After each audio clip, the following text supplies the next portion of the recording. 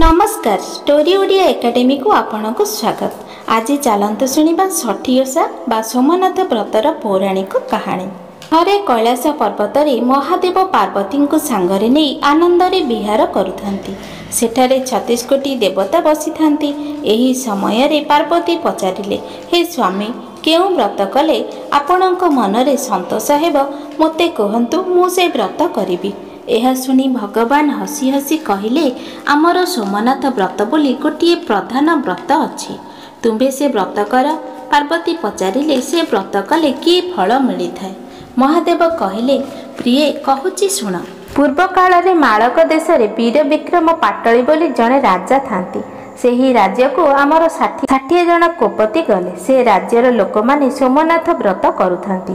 कोपती माने से नगर देखी बड़ संतोष हेले। कोपती माने राजा सिंहद्वारे जाई प्रवेश हेले। द्वारपाल को कहले, आंबे जाई राजा को भेटिबू। द्वारपाल जाई राजा को कहले, श्री सोमनाथंकर 60 जन कोपती आसीचंती आपण को सोमनाथंक प्रसाद देबा पाई। द्वारपाल वचन शुणी राजा बड़ संतोष हेले। कहले, तांको घेनी आस। द्वारपाल जाई कहले, हे कोपती माने तुम्बे माने भीतर को आस। ए वचन शुणी कोपती माने राजा सम्मुख को गले। राजा कोपती मान को अर्घ्य दे पूजा कले। कोपती माने संतोष होई श्री सोमनाथंक विभूति प्रसाद देले। राजा कहले, हे कोपती माने काहेकि एठाको आसीच, कारण मते दया करी कुह। कोपती माने कहले, आमे पश्चिम सोमनाथंकर कोपती, तुम्बर कीर्ति शुणी एठाको आसीचु। यह शुणी राजा बड़ खुशी हेले। हे कोपती माने आज मोहर बड़ भाग्य, आज मोहर पुरे रही भोजन करिब। राजा रांधुणिया मानकु डकाई कहले, हे सुपकार माने सोमनाथंक ठारू 60 जन कोपती आसीछंती, सेमाने आज एटी भोजन करिबे। यह शुणी सुपकार माने जाई षडरस पाक रांधिले। राजा को जाई जणाइले, महाराज पाक प्रस्तुत। राजा कोपती मानकु कहले, बेगे बेगे स्नान करिया सबेळ उछुर हेलाणी। यह शुणी कोपती माने स्नान करी नित्य कर्म सारी भोजन मंदरे जाई प्रवेश हेले। राजा कोपती मानकु आसन देई बसाइले। राजा बसिले, पत्र पकाइले, सुवर्ण झरी रे जल देले, अन्न परसिले, नानादी व्यंजन देले, घृत देले, खीरी पिठा देले, लड्डू छेना देले। कोपती माने भोजन कले। कोपती माने कहले, आमे संतोष हेलु। हे राजा तुम्बे की बर मागुअछ माग। राजा कहले, मु की बर मागिबी, तुम्बे मते जाची करी दियो। कोपती माने कहले, आंबर सोमनाथ व्रत कर, पुत्र पुत्री अनेक संपद पाइब। राजा हरस होई कहले, हे कोपती माने से व्रतर विधान आंब को टिके कहंतु। कोपती माने कहले, हे राजा शुण, आश्विन मास शुक्ल दशमी दिन ए व्रत करिब।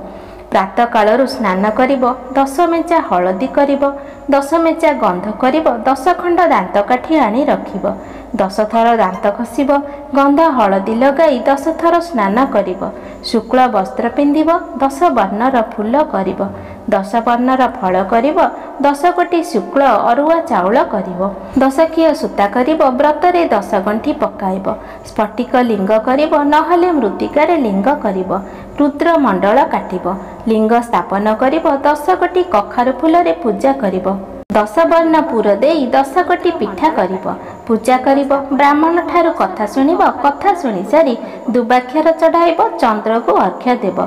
यह विधि अनुसारी पूजा कले मनोवांछा अनुसारे फल पाइब।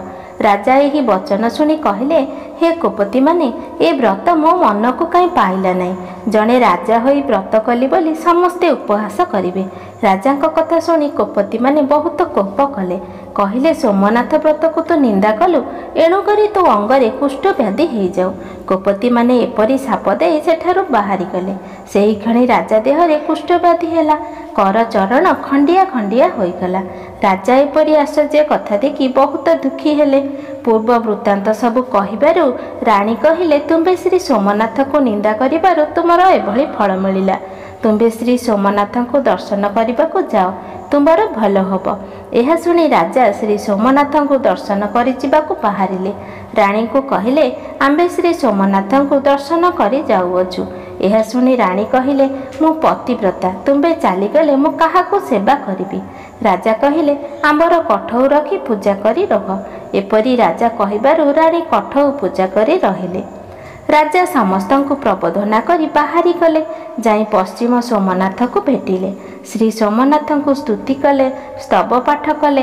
राजांकर आतुर सही न पारी कोपति माने श्री सोमनाथ को कहले, हे प्रभु, वीर विक्रम राजा तुमको दर्शन करने को आसीछंती। श्री सोमनाथ कहले, ताको छाड़ी न दियो, बाहरे रख। कोपति माने कहले, हे राजा, प्रभुंकर आज्ञा नहीं, आज्ञा हेले आसीब एही मंडपरे बसी थाओ। तेणे राज्य हतलक्ष्मी होईगलानी।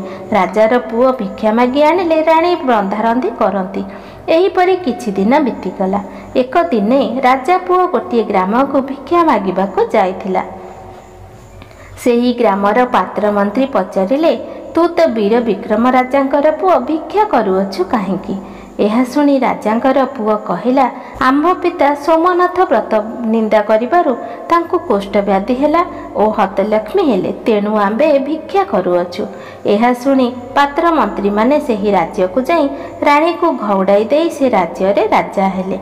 राणी दुई गोटी पोटली धरी ब्राह्मण शासन रे आसी रहिले। एक दिनकरे सोमनाथंक कोपति माने सेही ब्राह्मण शासन को गले। ब्राह्मण माने सोमनाथंक कोपति मान को देखि पूजा कले। कोपति माने कहिले, तुम्बे सोमनाथ व्रत कर, अनेक भोग पाइब, धनपुत्र पाइब। यह शुणी ब्राह्मणी माने कहिले, से व्रत किपरि आम्भको कहंतु। कोपति माने से व्रतर विधि विधान सब कहिले। यह शुणी ब्राह्मणी माने हरस होई व्रत कले। एही समय रे राणी को पोइली देखि राणी को कहिले। राणी कहिले, मो पाखरे तो किछि नाही, मो किपरि व्रत करिबि? दासी कहिला, ब्राह्मणी मानकु व्रत मागिबा। दासी जाई ब्राह्मणी की व्रत मागिला। ब्राह्मण माने व्रत आनी देले। राणी विधि अनुसार पूजा कले। व्रत करिबारु सोमनाथंकर दया हेला। केते दिन परे धीरे धीरे राजांको देह भल हेला। राजा सोमनाथंको दर्शन कले। कोपति माने कहिले, हे राजा, तुमे सोमनाथ को अपमान कल बोली सेति जोगरु ए दुख पाइल। तुमर राणी विधि अनुसार सोमनाथ व्रत करिबारु सोमनाथ प्रभुंक दया हेला। तुमे एबे राज्य को जाओ। राजा कहिले, तुमर वचन नास्ति करिबारु मु कष्ट पाइली। यह शुणी राजा राज्य को गले। देखिले राज्य रे राणी नाहांती। सैनिक मानकु पठाई ब्राह्मण शासन राणी को जाई आनिले। राणी सकल कथा राजा को कहिबारु राजा सोमनाथंक महात्म्य विषय रे जानिले। राजा राणी पुत्र पौत्री धरी सुखरे रहिले। नारी माने विधि अनुसार ए व्रत कले धन धान्य पुत्र पुत्री धरी घर करती, अंते सद्गति लभंती। वीडियोटी जति भल लगी थाए तेबे लाइक कमेंट शेयर करंतु। आउ एही बळे नुआ नुआ वीडियो देखिबा पई आम चैनल को सब्सक्राइब करंतु। धन्यवाद।